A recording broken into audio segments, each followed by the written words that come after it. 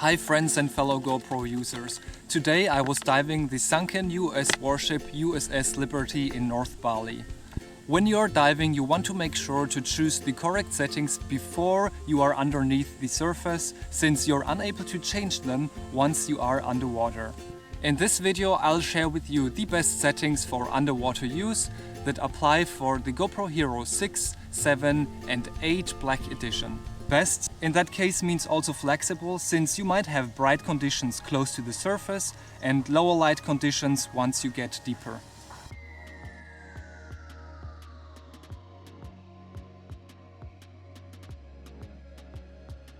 The first thing you need to decide before you head under the surface is resolution and frame rate. I like to shoot in 1080 60 frames per second, as 1080p is generally all you will see online and you need a more powerful computer to process 4K video. However, of course, 4K is great as it gives you more room to work with in post-production, like stabilization and zooming in. When it comes to frames per second, I suggest to shoot in 60 frames per second or higher. It gives you much more flexibility with faster moving objects, and when you shoot in 120 or 240 frames per second, you can capture super slow-mo clips. And always make sure that hyper-smooth stabilization is enabled, as it makes your movie look so much more professional. The next field is field of view. You should always shoot in wide, as wide gives you a more natural underwater look and allows you to capture everything around you in one shot. Low light and stabilization stays on auto, and of course you want to turn Pro Tune on in order to enable all the possibilities of your GoPro. Next is the shutter and the EV comp. While those are important when you shoot in bright daylight, I figured that for underwater it is best to leave shutter on auto and EV comp on 0. I set the white balance to auto so the camera can automatically adapt to the underwater color temperature, as sometimes I don't know the underwater conditions before going down. Regarding the ISO, you should switch depending on what you are doing underwater. If you're going into shallow bright water, make sure your ISO minimum and maximum are both set to 100 for as clean footage as possible. If you're going to deep dark water, make sure to set ISO max to 1600. Don't go higher than that in order to keep clean footage. The next is sharpness.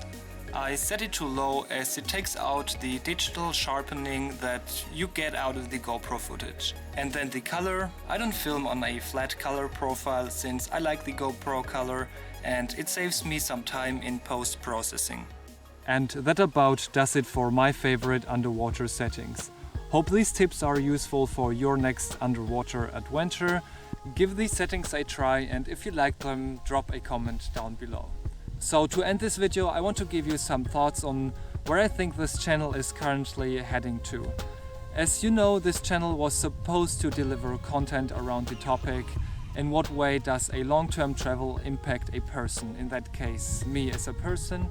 And when you watch the latest videos, you can see travel guides, or now you can see a tech review guide. And this maybe is not what you expected from the channel. So I am still trying to find out what works for me, which content I like to produce. And I guess this is just one part of a longer travel. You face yourself in different environments and situations, and it brings different sides of you to light, which makes you want to try new things. And new things in my case is trying different kinds of videos. So I'll be inconsistent in the future and surprise you with different content. Yeah, and for the next 2 weeks of my trip, I'll be joined by my friend Andreas from Germany, and we have planned some pretty cool stuff, so stay tuned for that and follow along our trip. And yeah, greetings to you all watching, and see you next time.